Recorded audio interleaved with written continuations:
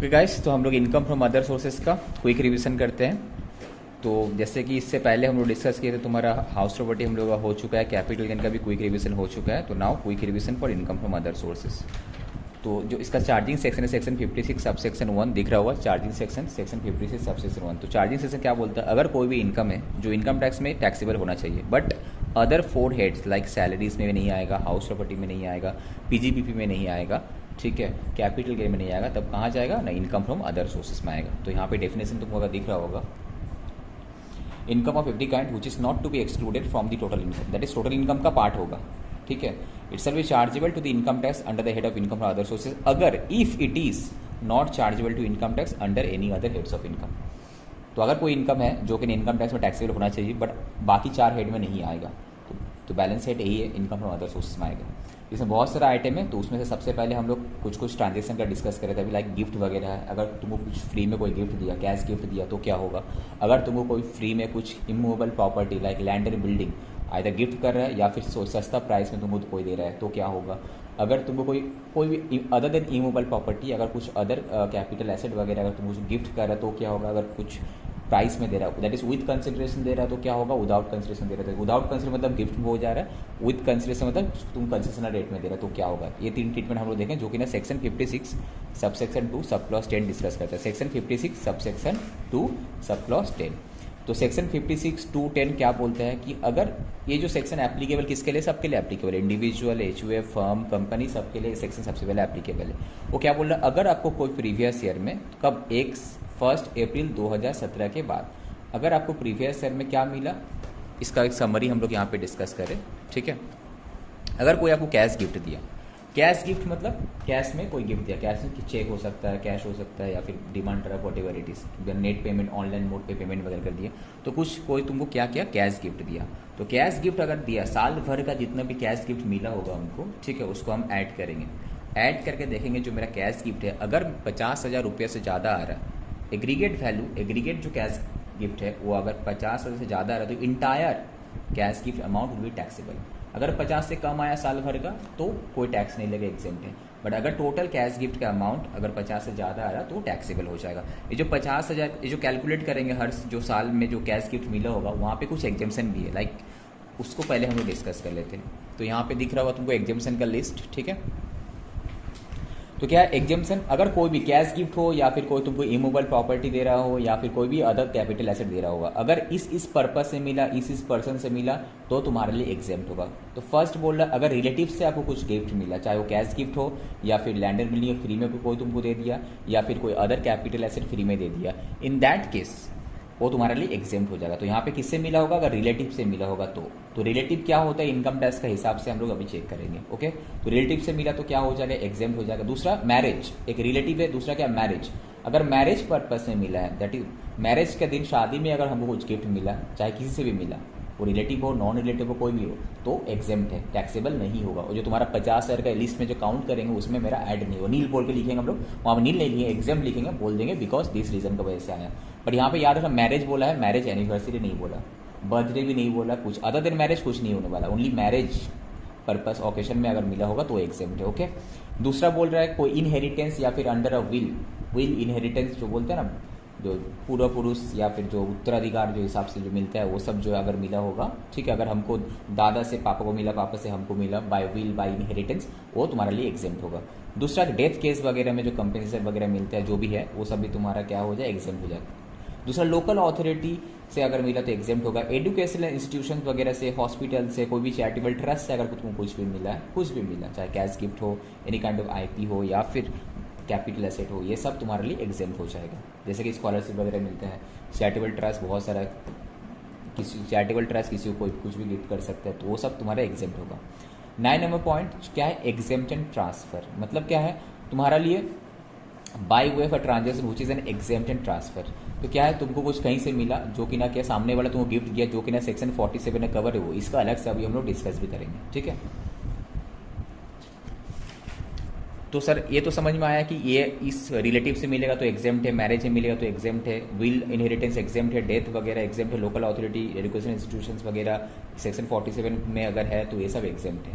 Okay, चाहे वो cash gift हो, चाहे वो immovable property land and building मिले फ्री ऑफ कॉस्ट में, या फिर क्या अदर कोई कैपिटल एसेट मिले, ये सब एग्जाम्प्ट है। ओके, तो अब सर रिलेटिव का डेफिनेशन क्या है वो हम लोग चेक कर लेते हैं। तो रिलेटिव का अगर हम लोग डेफिनेशन चेक करेंगे, देखो रिलेटिव का डेफिनेशन सबसे पहले क्या है, इंडिविजुअल। अगर हम अपने बारे में कर रहे हैं तो हमको देखना है हम, मेरी वाइफ, मेरा जो चिल्ड्रन है उसका लीनियर एसेंडेंट डिसेंडेंट वहाँ पे आ जाएगा। ओके, दूसरा मेरा मम्मी पापा कवर होगा, मेरा मम्मी पापा का भाई बहन कवर होगा, ठीक है। उसके बाद जो मेरी स्पाउस का साइड है उसका साइड का भी ब्रदर सिस्टर कवर होगा, ठीक है। तो ये सब चीज़ तुम्हारा यहाँ पे था। हम एक बार रीड कर रहे, जैसे स्पाउस ऑफ द इंडिविजुअल मतलब हम, मेरी वाइफ अगर होगी तो उसके लिए उस वाइफ और उसका हस्बैंड, ठीक है। Brother and sister of the individual, मेरा भाई और बहन, ठीक है, मेरा ब्रदर एंड सिस्टर। दूसरा मेरी जो स्पाउस है उसका भी ब्रदर एंड सिस्टर, तो दोनों कवर हो जा रहा है। मेरा फैमिली भी कवर हो रहा है, उसका फैमिली के भी भाई बहन कवर हो रहा है, मेरा फैमिली के भी भाई बहन कवर हो रहा है, राइट। दूसरा दोनों का पेरेंट्स का ब्रदर सिस्टर कवर हो रहा है, मेरा तरफ से अंकल आंटी, उसका तरफ से भी अंकल आंटी, दोनों का कवर हो रहा है, ठीक है। दूसरा मेरा इंडिविजुअल का, अगर मेरा कोई लीनियर एसेंडेंट है या फिर डिसेंडेंट, सपोज मेरा चाइल्ड, उसका बच्चा कच्चा वगैरह, ठीक है, उस हिसाब से उसका स्पाउस का भी पॉइंट ऑफ व्यू से वहाँ से भी देखे तो वहाँ से भी हो जाएगा, ठीक है। बाकी यहाँ से लेके यहाँ तक जो पर्सन इन्वॉल्व था उन लोगों का स्पाउसेस भी कवर है यहाँ पे। तो अगर नॉट कवर का लिस्ट में कभी कभी क्वेश्चन आ जाता है, अगर देखें तो चिल्ड्रेन और ब्रदर सिस्टर कवर नहीं है। देखो ब्रदर सिस्टर कवर है बोला है, पर उसका चिल्ड्रेन कवर नहीं होगा, राइट। ये लिस्ट में तुम लोगों का भी अपडेट होगा। दूसरा बोला है कि अंकल आंटी कवर है, बट अंकल आंटी का जो चिल्ड्रेन दैट इज मेरे लिए क्या होगा, कजिन्स वगैरह, वो तुम्हारा कजिन वगैरह, कजिन भाई वगैरह वो लोग कवर नहीं है, ठीक है। अंकल आंटी का चिल्ड्रन कवर नहीं, बट अंकल आंटी कवर है, मेरा पॉइंट, मेरा फैमिली का, उसका फैमिली का भी। दूसरा ग्रैंड पेरेंट्स तक तो ठीक है, ग्रैंड पेरेंट्स यहाँ पे कवर है, brother sister, grand parents, linear ascendant, हाँ ग्रैंड पेरेंट्स तो कवर है, बट ग्रैंड पेरेंट्स का ब्रदर सिस्टर कवर नहीं है, ठीक है। ग्रैंड पेरेंट्स यहाँ पे आया था, लीनियर एसेंडेंट में ग्रैंड पेरेंट्स आ जाता है यहाँ पे, ठीक है।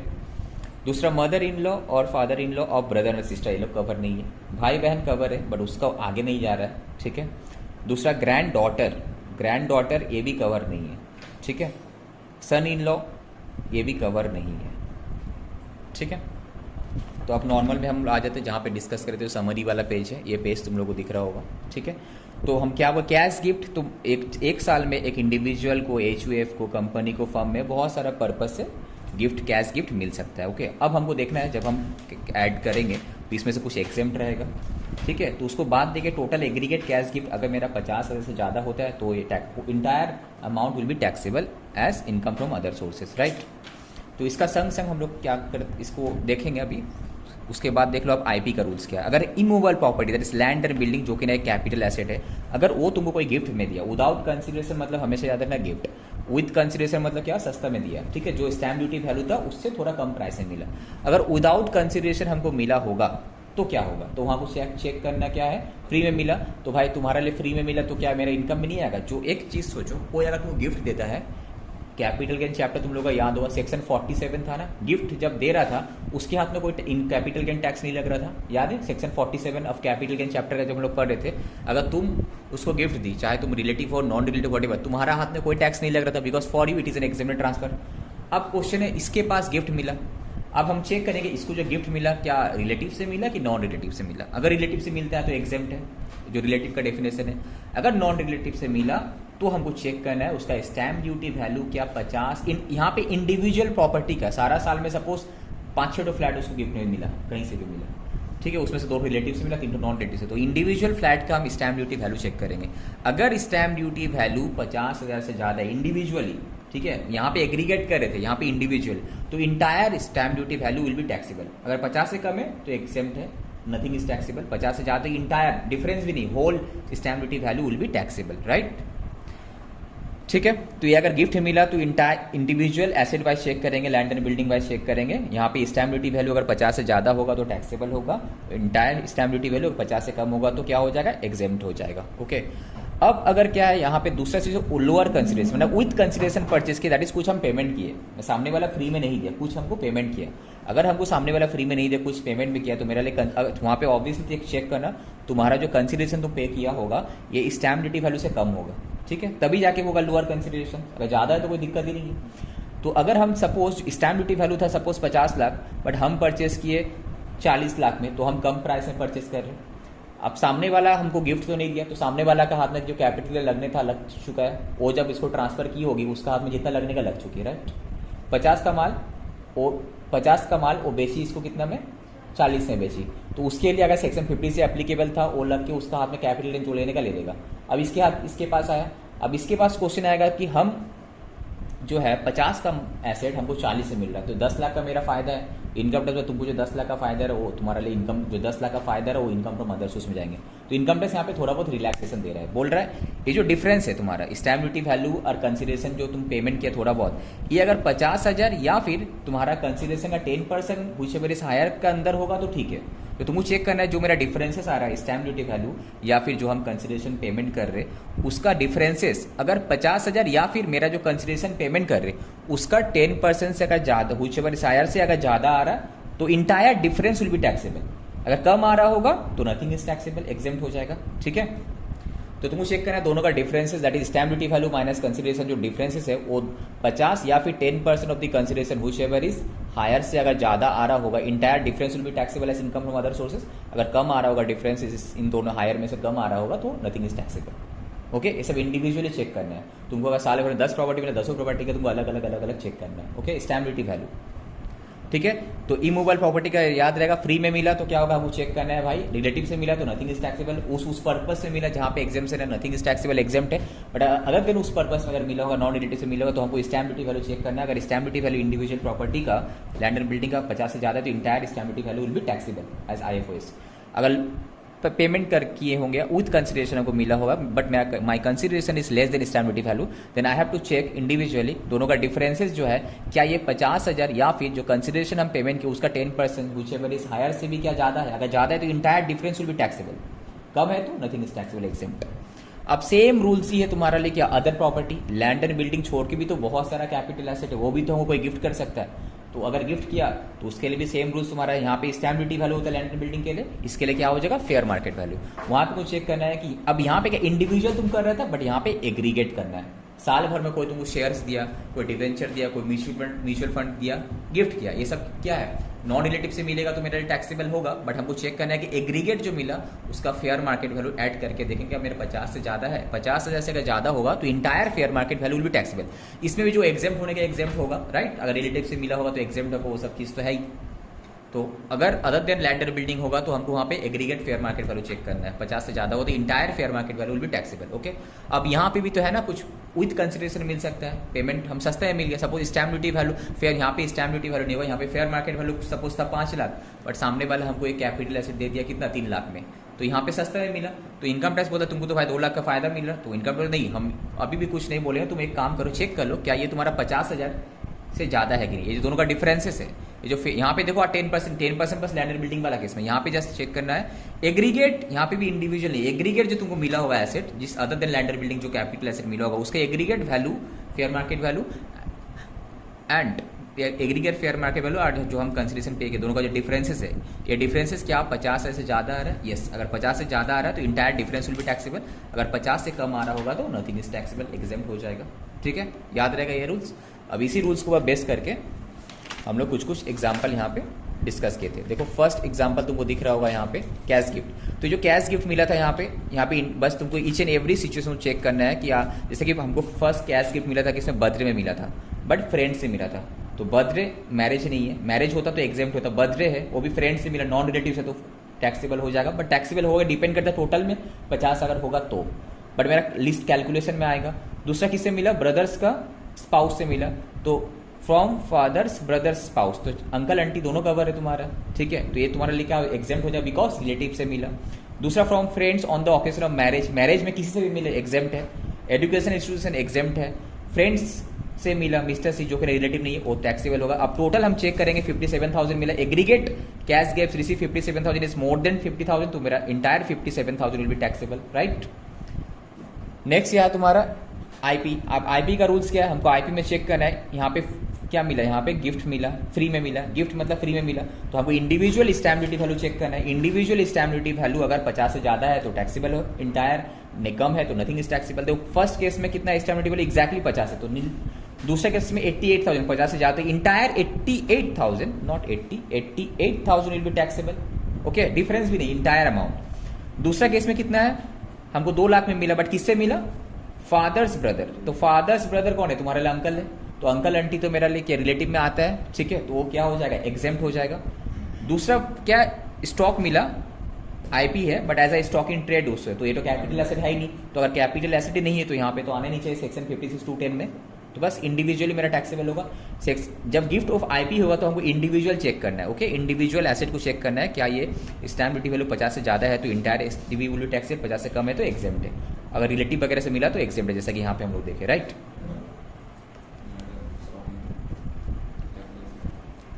अब सी नंबर वाला पॉइंट देखो, आईपी का ही है, immovable property but lower consideration, मतलब पेमेंट किए, कम पेमेंट किए, देखो स्टैम्प ड्यूटी वैल्यू से तुम कम पेमेंट किया होगा, तो हमको क्या करना है, दोनों यहाँ पे भी इंडिविजुअल चेक करना है, एग्रीगेट चेक करना है, यहाँ पे इंडिविजुअली चेक करना है। तो इंडिविजुअल डिफरेंस दोनों का जो भी आ रहा है वो दो चीज से, अगर इन दोनों में से हायर 50,000 या फिर जो कंसिडरेशन हम पेमेंट किए होंगे उसका 10%, व्हिचएवर इज हायर से भी अगर ज्यादा आ रहा है तो entire difference will be taxable.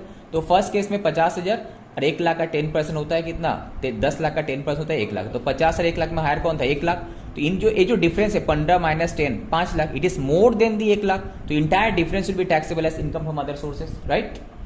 Same building मिला था बट स्टॉक इन ट्रेड है, ये तो आएगा नहीं because it is not a capital asset, nil. ये रिलेटिव से मिला, तो रिलेटिव से मिला तो क्या हो जाएगा, एग्जेम्प्ट हो जाएगा।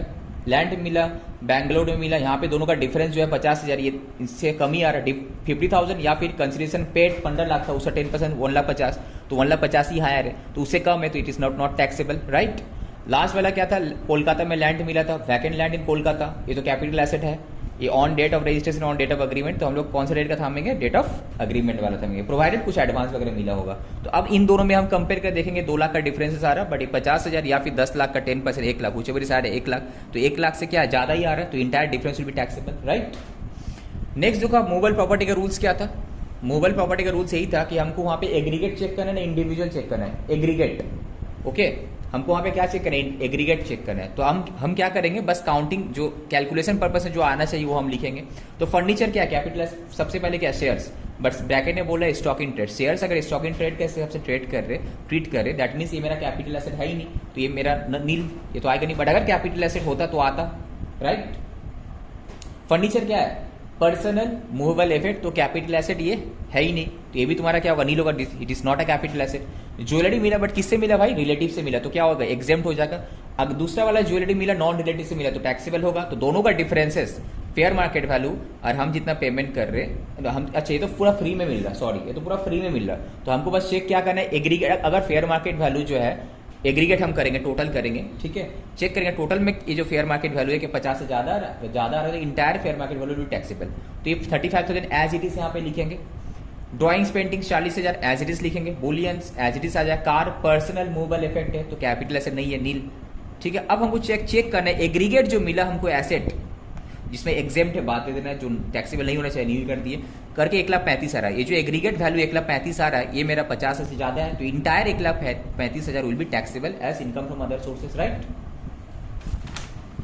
उसके बाद देखो एक मूवेबल प्रॉपर्टी वाला ही है, capital asset movable property, but इसमें क्या है, विथ कंसिडरेशन से। तो विथ कंसिडरेशन क्या कहते हैं, हम लोग दोनों का डिफरेंस चेक करेंगे, जो फेयर मार्केट वैल्यू और परचेस प्राइस का डिफरेंस अगर 50,000 से एग्रीगेट, वो भी इंडिविजुअल नहीं एग्रीगेट, हम लोग यहाँ पे फाइनली चेक करेंगे 50,000 से अगर ज्यादा होगा तो टैक्सेबल होगा, तो हम लोग जहाँ पे भी एग्जेम्प्ट होगा वो एग्जेम्प्ट में आ जाएगा, जो नहीं होना चाहिए नील, बाकी जो आना चाहिए कैलकुलेशन वो लिखेंगे। तो देखो 80 और 40, तो दोनों का डिफरेंस 40,000 पहले लिखना है हमको, लास्ट में डिसाइड करेंगे टैक्सेबल होगा कि नहीं होगा। और फर्नीचर तो कैपिटल एसेट है ही नहीं, तो आएगा ही नहीं यहाँ पे। पेंटिंग्स आएगा, बुलियंस आएगा, शेयर्स यहाँ पे बोल दिया स्टॉक इन ट्रेड, तो कैपिटल एसेट नहीं है, तो ये भी नहीं आएगा। टोटल देखो 1 लाख कितना आ रहा है, जो दोनों का डिफरेंसेस है फेयर मार्केट वैल्यू और परचेस प्राइस 1,05,000, तो ये 1,05,000 इज मोर देन 50,000, तो entire 1,05,000 will be taxable, okay, ठीक है।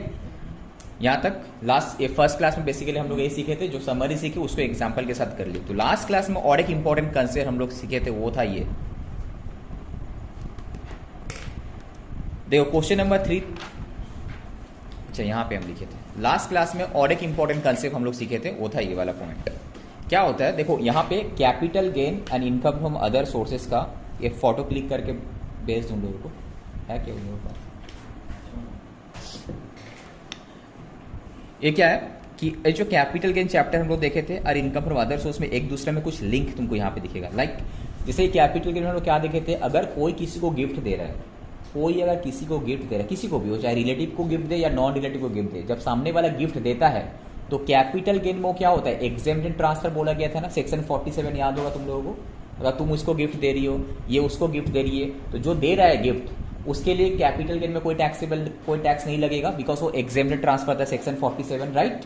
इसको अच्छे से सुनो, सेक्शन 47 क्या बोला था, अगर कोई किसी को गिफ्ट दे रहा है, एनी कैपिटल एसेट कोई अगर किसी को गिफ्ट दे रहा है तो वो क्या होता है, एग्जेम्प्टेड ट्रांसफर, मतलब जो सामने वाला दे रहा है उसका हाथ में कुछ टैक्स नहीं लगेगा। लॉजिकल भी है, बिकॉज सामने वाले को पैसा भी नहीं मिल रहा तो टैक्स भी नहीं लगेगा, फाइन।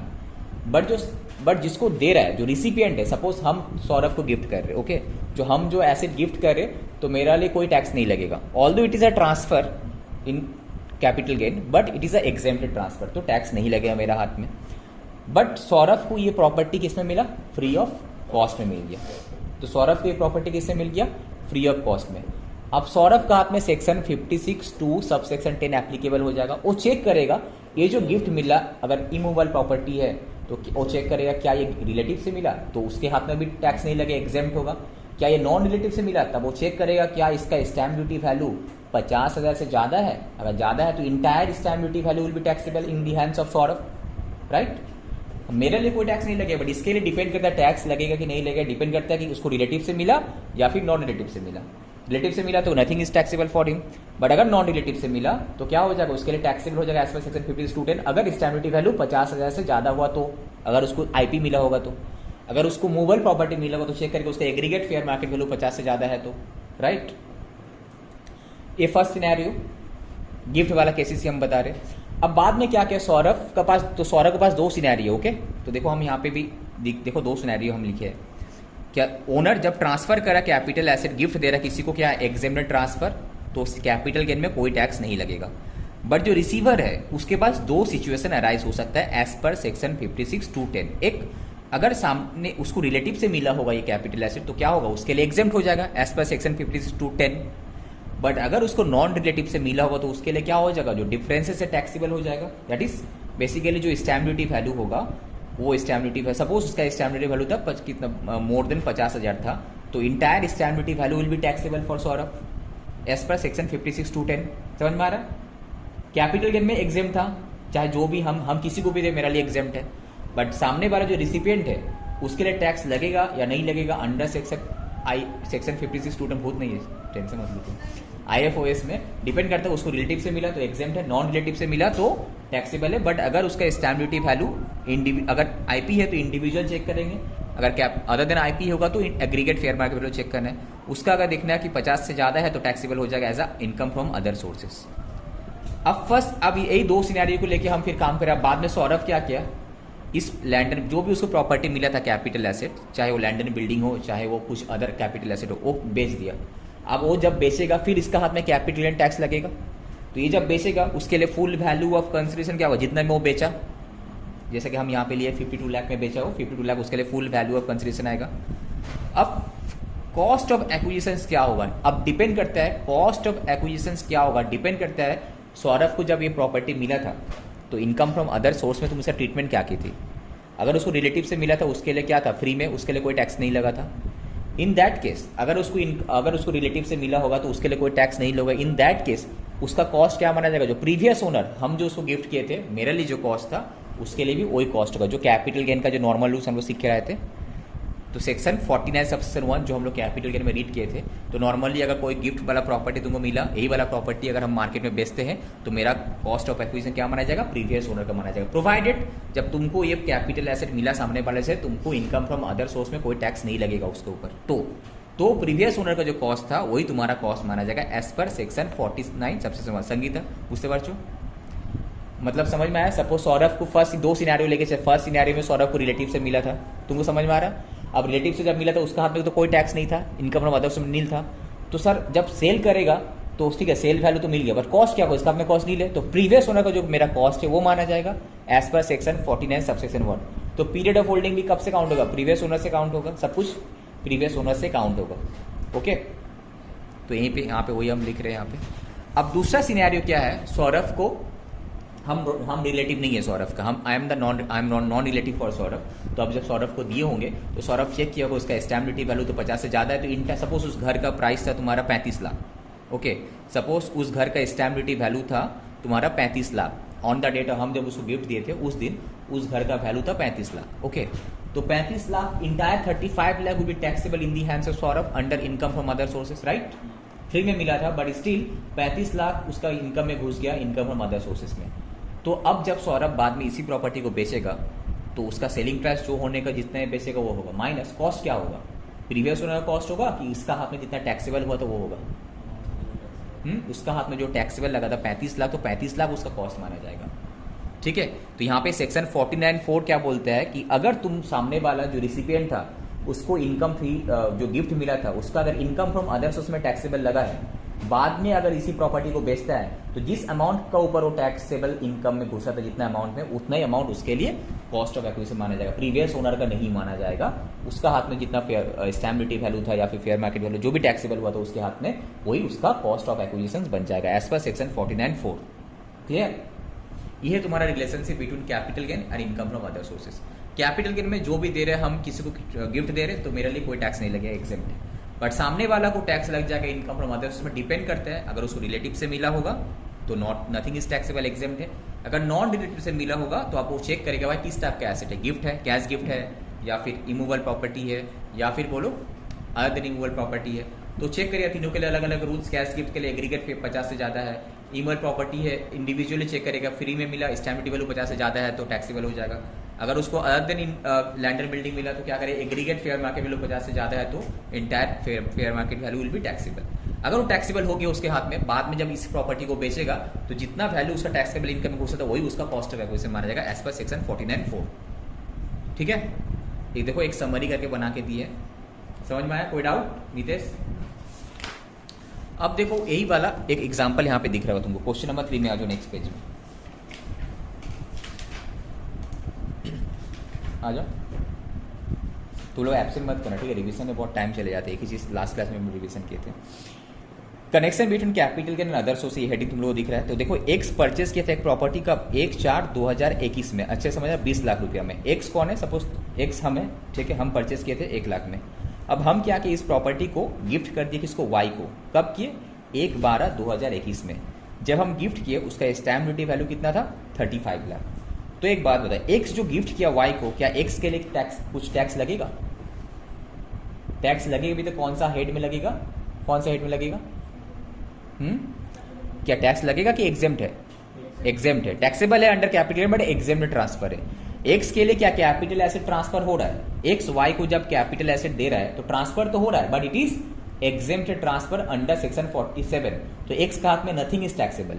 तो देखो वही हम यहाँ पे लिखे हैं कि एक्स बोल के लिखा हुआ, देखो ये तो उसका फोटो क्लिक करें, बाद में तुम लोग आंसर लिख लेना, अभी समझ लो खाली।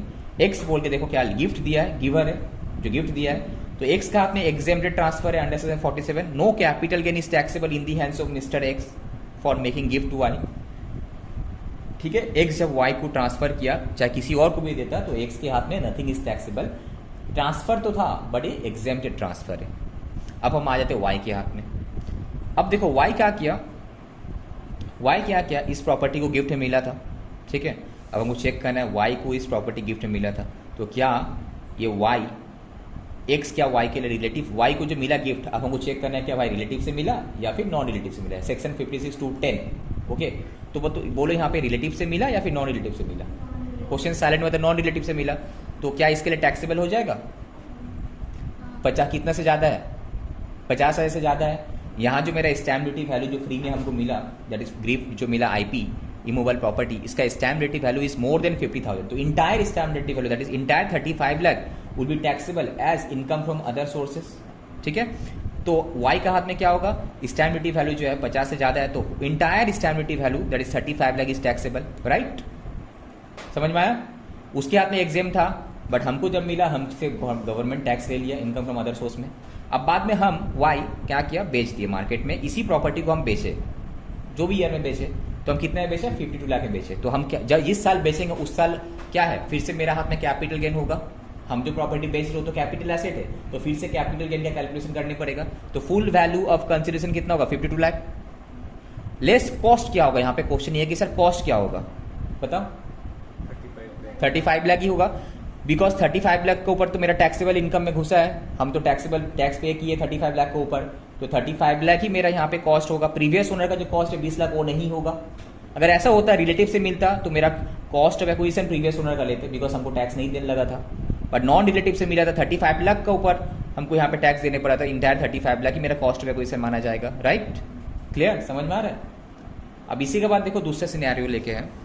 अगर यही वाला एग्जांपल अगर बोलता कि अगर सपोज जो सामने वाला जो है उसको रिलेटिव होता, तो क्या इनकम फ्रॉम अदर सोर्स में इसका भी टैक्स नहीं लगता, नील। इन दैट केस जब वाई यहाँ पे बेचता, ठीक है, तो वहां पे उसका कॉस्ट ऑफ एक्विजिशन कितना माना जाता? 20 lakh as per section 49 subsection 4, sorry section 49(1) होता है वहां। 49(4) तो ये वाला है, एसडीबी वाला है, और वो वाला तुम्हारा सेक्शन 49 सबसेक्शन 1। क्लियर, समझ में आया तुम लोगों को?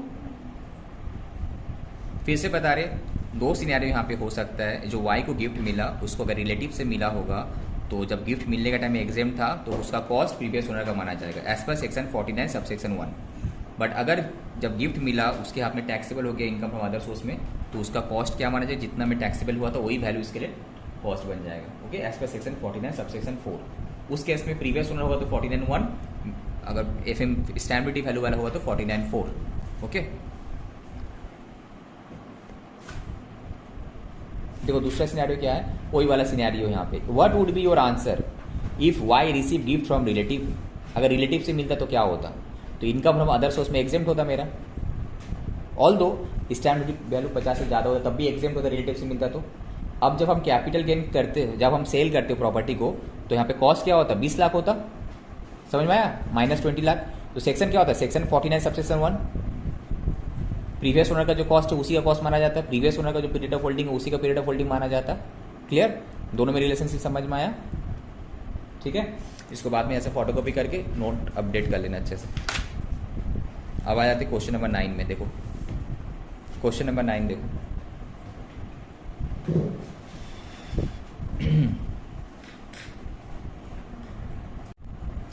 Okay start. तो क्वेश्चन नंबर 9 देखो क्या बोल रहा है कि रमेश परचेस किया एक प्रॉपर्टी फॉर ₹35 लाख। कब किया? 1/4, डेट बताओ, बस यहाँ से डेट चेंज करना है। ये book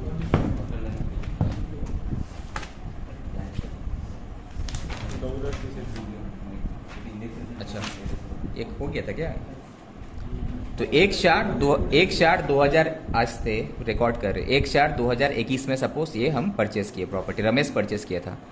and the property sold to Suresh. Ramesh क्या किया? सुरेश को बेच दिया प्रॉपर्टी। कितना है बेचा? 10 मई को बेचा, बट 65 लाख में बेचा, जबकि ना स्टैम्प ड्यूटी वैल्यू था 95 लाख। बोला discuss the tax implication for both, Ramesh and Suresh के लिए। अब सबसे पहले हम रमेश के बारे में सोचते। रमेश यहाँ पे कौन है? जो कैपिटल एसेट जो ट्रांसफर किया। तो रमेश जब कैपिटल एसेट यहाँ पे ट्रांसफर किया, क्या इसके लिए एग्जेम्प्ट ट्रांसफर होगा कि टैक्सेबल होगा? टैक्सेबल होगा, बिकॉज फ्री में तो नहीं दिया बॉस, गिफ्ट तो नहीं दिया। ठीक है, अब रमेश का हाथ में बोलो, आंसर मत देखना। रमेश का हाथ में टैक्सेबल जो होगा उसके लिए फुल वैल्यू ऑफ कंसिडरेशन क्या माना जाएगा? एफवीसी क्या होता है? सेलिंग प्राइस होता है।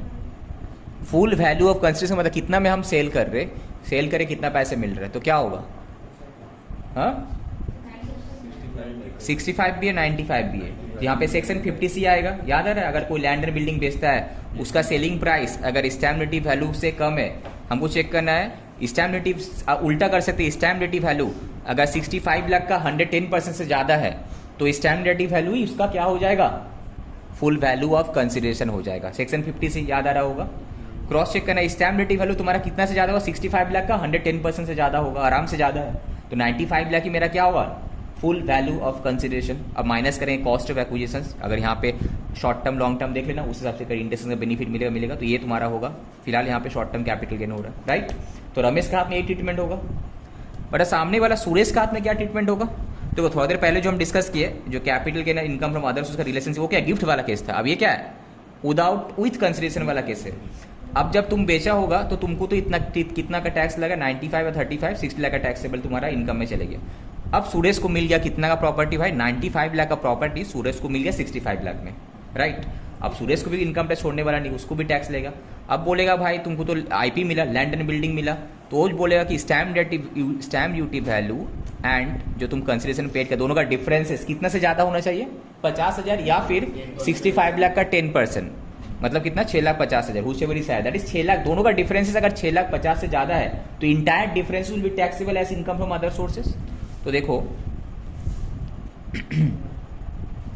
तो सुरेश का हाथ में सेक्शन 56(2)(10) एप्लीकेबल होगा, तो स्टैम्प ड्यूटी वैल्यू था 95 लाख, वो कंसिडरेशन कितना पे किया, 65 लाख पेमेंट किया, दोनों का डिफरेंस कितना है 30 लाख। ये आराम से हायर ऑफ 2 थिंग 50,000 या फिर 60 जितना कंसिडरेशन पे किया 65 लाख 10 पर 6,50,000, व्हिचएवर इज हायर 6,50,000। तो ये जो डिफरेंस है 6,50,000 से ज्यादा ही है, तो entire 30 lakh will be taxable as income from other sources, right. ये लिंक समझ में आ रहा, कैपिटल गेन और इनकम फ्रॉम अदर सोर्सेस में दोनों जगह से गवर्नमेंट तुमसे टैक्स लेगा एक्स्ट्रा, ओके।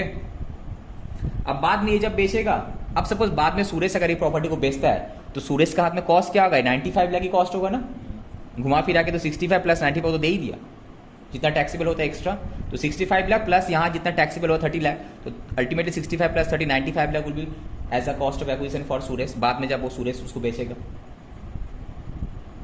राइट। कोई डाउट इसमें? 30 लाख तो टैक्सेबल होगा कहाँ, प्लस 65 लाख पेमेंट कंसिडरेशन तो पे किया था, 65 प्लस 30 95 हो गया ना उसके हाथ में टोटल, राइट।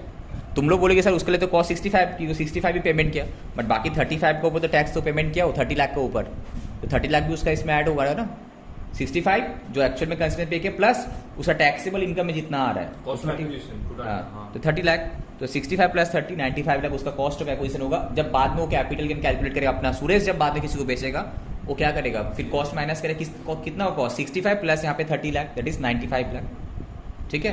तो उस चीज़ का पे नोट करके लिख लो कि if Suresh sold the capital asset in near future then cost of acquisition will be 65 plus the taxable income under section 56(2)(10).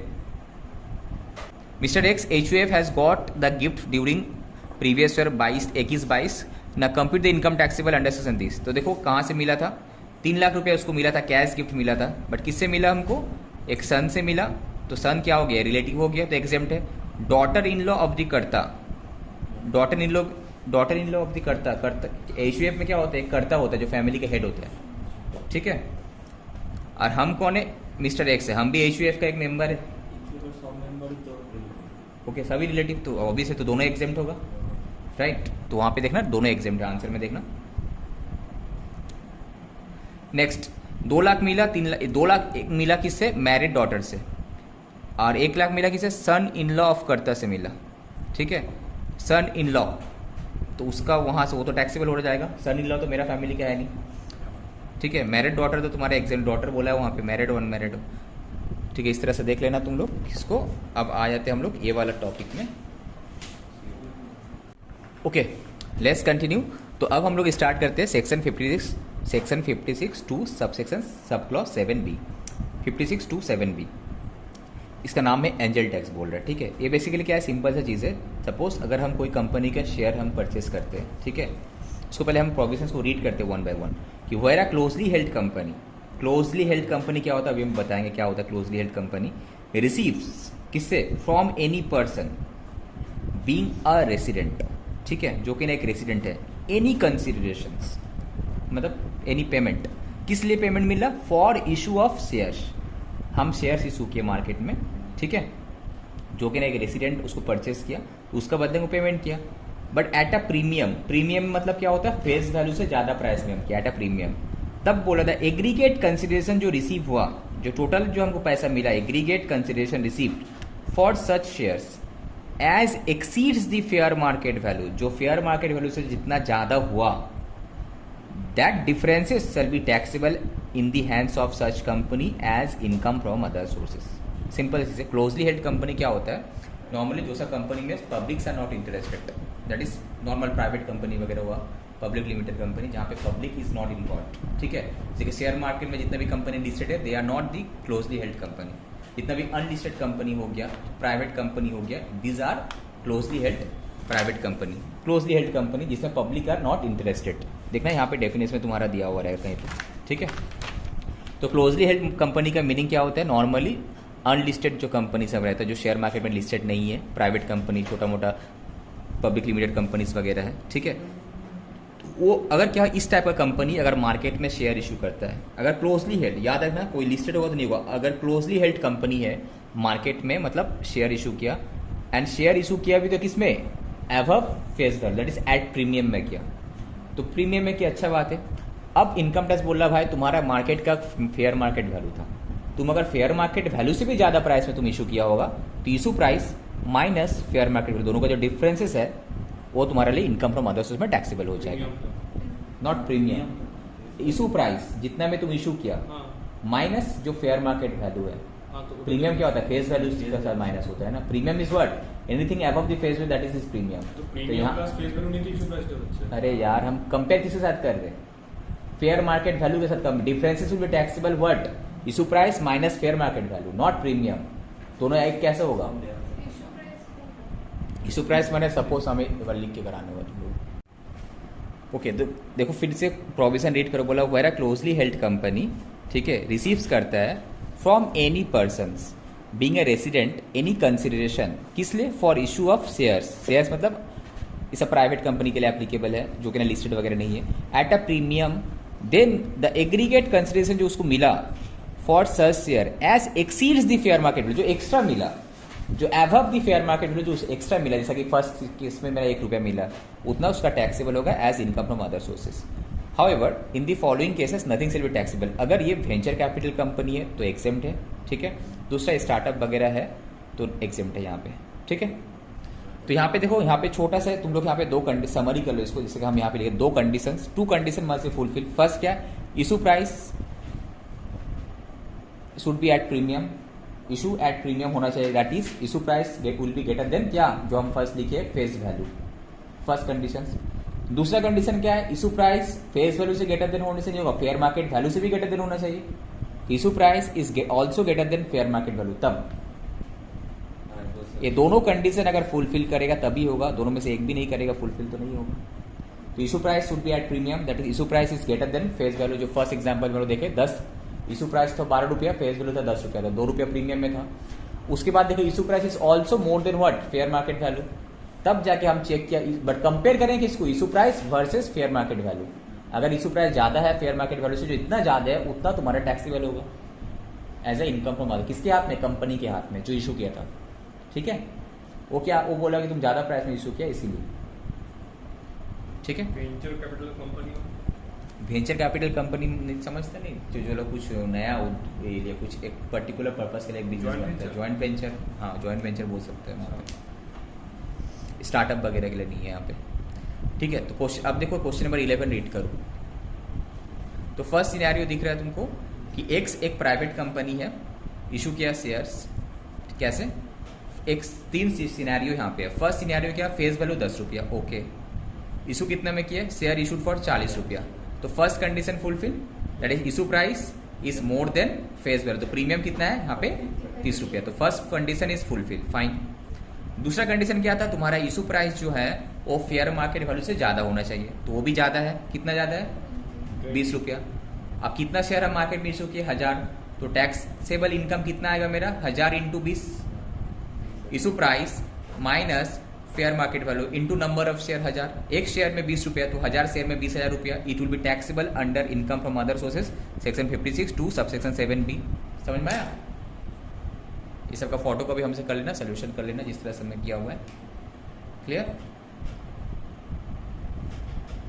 Okay, first scenario समझ में आया। तो फर्स्ट हम चेक करना है कि मेरा जो इशू प्राइस है वो बाय फेस वैल्यू से ज्यादा प्रीमियम होना चाहिए।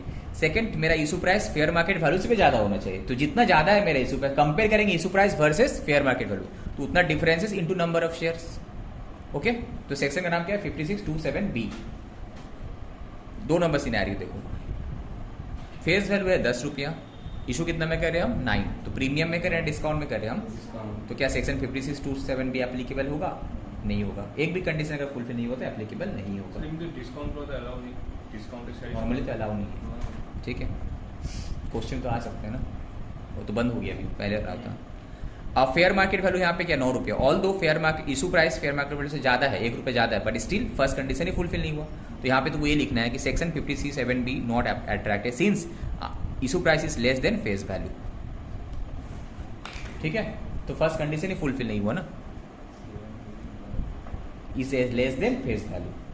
ठीक है, अब ये थर्ड सिनेरियो क्या है, इशू प्राइस कितना है 10 रुपया, सॉरी फेस वैल्यू कितना है 10 रुपया, इशू प्राइस कितना है 11 रुपया, तो फर्स्ट कंडीशन फुलफिल। तो सेक्शन 5627B अट्रैक्ट तो किया, अब टैक्सेबल होगा नहीं होगा डिपेंड करता है कि अगर मेरा फेयर मार्केट वैल्यू कम हुआ तो, बट यहाँ पे फेयर मार्केट वैल्यू उल्टा ज़्यादा है तो मेरा इशू प्राइस कम है तो नथिंग इज टैक्सेबल। ठीक है, अगर इशू प्राइस ज़्यादा होता compare to fair market value तब टैक्सेबल होता, यहाँ पे तो ज़्यादा है नहीं, यहाँ पे क्या है लेस देन है, यहाँ पे क्या है ग्रेटर देन होता तो ना, यहाँ पे क्या लेस देन है, तो लेस देन होगा तो टैक्सेबल नहीं होगा ना। ठीक है, तो यहाँ पे लिखना क्या है, section 5627B is attracted since issue price is more then face value but however nothing is taxable since the issue price is less then fair market value.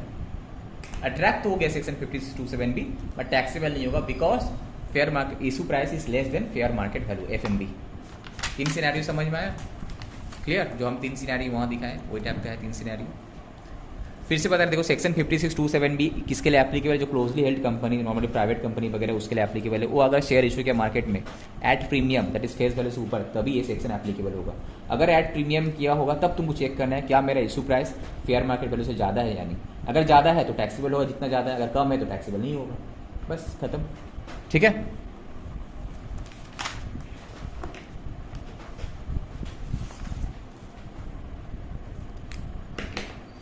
अब क्वेश्चन नंबर देखो 11A, in case of one above what is the consequences if the share holder are non resident, because वो याद है resident से बोला था तो applicable नहीं हुआ ये सेक्शन। शेयर होल्डर एक ज्वाइंट वेंचर कंपनी तो एप्लीकेबल नहीं हुआ, एक स्टार्टअप है तो एप्लीकेबल नहीं होता। ठीक है, तो section nothing shall be taxable under section 5627B right. अब देखो क्या क्या हम लोग डिस्कस के लिए, गिफ्ट वाला केसेस डिस्कस कर लिए हम लोग, इमूवेबल प्रॉपर्टी वाला cases with consideration without consideration discuss कर लिए, बाकी कोई capital asset with consideration without consideration discuss कर लिए, बाकी कोई अगर प्राइवेट कंपनी वगैरह अपना शेयर्स वगैरह मार्केट में इशू किया एट प्रीमियम तो वो भी डिस्कस कर लिए। इसको छोड़कर बाद में की जो इनकम है नॉर्मली इतना सारा इनकम का लिस्ट है तुम्हारा, ठीक है, ये सब इनकम फ्रॉम अदर सोर्स में आते हैं, like interest income, fix deposit, interest जो तुमको मिला, तुम क्या क्या बैंक में FD किया हुआ, सेविंग्स अकाउंट किया हुआ, RD किया हुआ, बॉन्ड डिवेंचर वगैरह में तुम इन्वेस्ट किया तो उसका जो इंटरेस्ट मिलता है ये सब कहाँ जाएगा, इनकम फ्रॉम अदर सोर्स में जाएगा। अकाउंट्स में तो PL अकाउंट में चले जाता है बट यहाँ पे कौन सा हेड में जाएगा, PGP पे नहीं जाएगा, इनकम फ्रॉम अदर सोर्स में जाएगा। Okay, winning from lotteries, horse race, game shows वगैरह, गैम्बलिंग वगैरह भी ये सब तुम्हारा यहाँ पे आ जाता है। लॉटरी हम लोग खेलते हैं, हॉर्स रेस है, गेम शोज वगैरह जो KBC वगैरह हैन तेन, ये सब तुम्हारा इनकम फ्रॉम अदर सोर्स में आएगा। बट याद रखना ये सब इसमें 30% टैक्स काट के मिलेगा तुमको, जो लॉटरी वगैरह जो है, lottery, horse race, game shows 30% tax कट जाता है, TDS कट जाता है। ओके, एग्जामिनर फीस, ये जो CA एंड CMA का एग्जाम होता है जो कॉपी चेक करता है, सपोज अगर हम कॉपी चेक करेंगे तो मेरा एक तो इनकम मिलेगा, तो इनकम कहाँ जाना चाहिए, इनकम फ्रॉम अदर सोर्स से मिलता है। ये जो हम तुम लोग इंस्टीट्यूट में कराते हैं, even if I am teaching, तो ये सब इनकम मेरा कहाँ जाना चाहिए, इनकम फ्रॉम अदर सोर्स में आना चाहिए। ठीक है, डिविडेंड फ्रॉम फॉरेन कंपनी, इसका डिटेल डिस्कशन है तो यहाँ पे इसमें कोई अमेंडमेंट तो नहीं, चेक नो। तो अगर फॉरेन कंपनी मतलब जो इंडियन कंपनी नहीं है, फॉरेन कंपनी में हम इन्वेस्टमेंट किए थे शेयर में तो वो लोग डिविडेंड दिया, वो भी तुम्हारे इनकम फ्रॉम अदर सोर्स में आ गया। इंडियन कंपनी, इसका और डिटेल में डिस्कस करेंगे एग्जामिनेशन वगैरह का। इंडियन कंपनी से भी अगर डिविडेंड मिले, पहले एग्जाम था अभी टैक्सेबल है, एक लिमिट है उसके ऊपर डिस्कस करेंगे हम लोग। Income from subletting, income from house property chapter में तुम लोग को याद होगा कि हम घर लेके किसी को सब लेट करते थे, याद है, इनकम फ्रॉम अदर सोर्स में आना चाहिए था वो सब लेटिंग। रेंटल इनकम, वैकेंट लैंड, देखो इनकम फ्रॉम हाउस प्रॉपर्टी में land along with building cover था, ओनली वैकेंट लैंड कवर नहीं था, वो तुम्हारा हाउस इसमें आएगा, अदर सोर्स में आएगा। डायरेक्टर का बोर्ड मीटिंग फीस, देखना हर कंपनी में बहुत सारा डायरेक्टर रहता है, एक डायरेक्टर बहुत कंपनी का डायरेक्टर बन सकता है, एक बंदा बहुत कंपनी का डायरेक्टर बन सकता है, तो उसका बोर्ड मीटिंग में हमेशा जो पार्टिसिपेट करता है उसका जो एक्स्ट्रा फीस मिलता है वो इनकम फ्रॉम अदर सोर्स में जाएगा, उसका सैलरी इनकम में नहीं जाएगा उसका। ठीक है, वो जो एडवांस मनी फॉरफिट वाला केस है 1/14 वाला, वो भी तुम्हारा यहाँ पे आएगा। अब देखो और जो कंपलसरी एक्विजिशन वाला याद है, वहाँ पे जो इंटरेस्ट मिलता था वो भी तुम्हारा income from other source, but 50% standard deductions मिल जाएगा। ओके, उसके बाद सेक्शन 56(2)(10) वाला, एनी कंपेंसेशन और अदर पेमेंट ड्यू टू और receive by any person by whatever name called in connection with termination of the employment. अब क्या हो, मेरा जॉब चले गया, कंपनी हमको रिट्रेंच कर दिया, उसका बदला वो कंपेंसेशन दे रहा, ये सब तुम्हारा यहीं पे आएगा। कंपेंसेशन वगैरह जो जॉब टर्मिनेट हो जाने की वजह से कंपनी तो समटाइम्स का बोलता है कि मैं मेरा कंपनी शिफ्ट करे, हम तुमको वहाँ पे जॉब नहीं लग सकते, हम लोग मैन पावर एक्सेस हो नहीं, तो उसके बाद तुमको एक कंपेंसेशन दे रहे, तो ये सब तुम्हारा इनकम फ्रॉम अदर सोर्सेज में चले जाएगा। दूसरा है फैमिली पेंशन, इसको अलग से डिस्कस अभी हम लोग करेंगे। ये सब तुम्हारा जो लिस्ट है सब इनकम फ्रॉम अदर सोर्सेज में आएगा। ओके, तो क्या क्या आएगा, एफडी, बैंक अकाउंट में जितना भी तुम्हारा इंटरेस्ट वगैरह हो गया, lotteries, horse race, game shows, examiner fees, foreign dividend income, subletting, back end land, director fees, advance money, compulsory acquisitions, जो भी कंपेंसेशन मिला for termination of the employment और फैमिली पेंशन वगैरह। तो इसमें से डिविडेंड एंड फैमिली पेंशन को अलग से डिस्कस करते हैं हम लोग, ठीक है। স্যার আগের কেসের এখানে ভেঞ্চার ক্যাপিটাল ওগুলো তো অ্যাপ্লিকেবল হবে না, কোন কেসটা, এই যেটা এটা বোঝালেন কোন কেসটা, হ্যাঁ ওটা অ্যাপ্লিকেবল হবে না, এখানে issue of share is received by a venture capital तो ওটা तो एग्जेम्पशन क्या है देखो यहाँ पे, however in the following cases nothing shall be taxable, family pension, ठीक है। तो देखो फैमिली पेंशन मिलता है जो है जिसको किसी को डेथ के बाद किसी और को जो मिलता है लीगल या डिजीज पर्सन को, वो तुम्हारा क्या कितना टैक्सेबल होगा, एग्जेम्प्ट होगा, उसके बारे में डिस्कस कर रहे हैं। क्या बोल रहे हैं देखो, फैमिली पेंशन रिसीव किया बाय विडो या फिर legal heirs of the deceased employee, कोई एम्प्लॉय का डेथ हो गया उसका बदले उसकी वाइफ को मिल रहा है, ठीक है, या फिर उसका कोई लीगल हेयर्स था उसको मिल रहा है, तो टैक्सेबल होगा in under income from other sources, but कुछ उसको स्टैंडर्ड डिडक्शंस भी मिलेगा।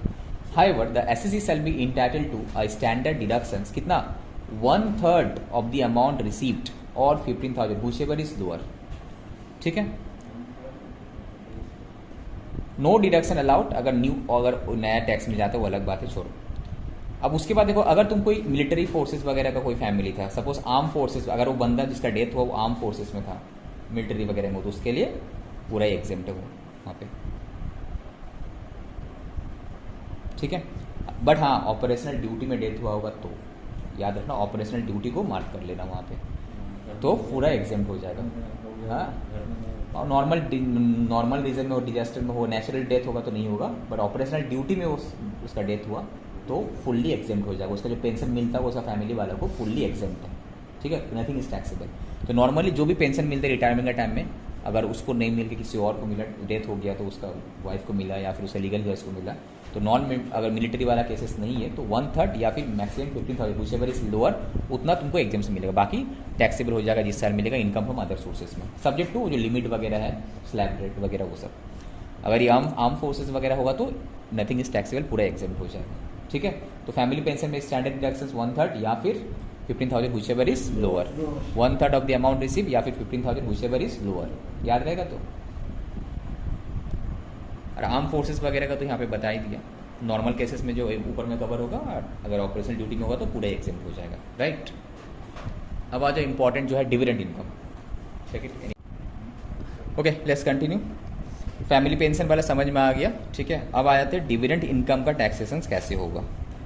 तो पहले क्या था, डिविडेंड इनकम में बहुत सारा अमेंडमेंट वगैरह था, तो यहाँ पे अभी एकदम फिनांस एक्ट 2021 सिंपल कर दिया। डिविडेंड इनकम मिल रहा भाई, इंडियन कंपनी से मिले, फॉरेन कंपनी से मिले। पहले क्या था, इंडियन कंपनी में एग्जाम हुआ करता था, अभी कुछ नहीं, दोनों में सेम। म्यूचुअल फंड में तुम इन्वेस्ट करो या फिर कोई कोऑपरेटिव सोसाइटी से मिले, जहाँ से मिले, all are taxable in the hands of the share holder as income from other sources, ठीक है। एंड ओनली जो इंटरेस्ट एक्सपेंसेस लगा, expenses up to 20% of the dividend expense is allowed as deductions and no other expenses allowed। अगर तुम्हारा कोई interest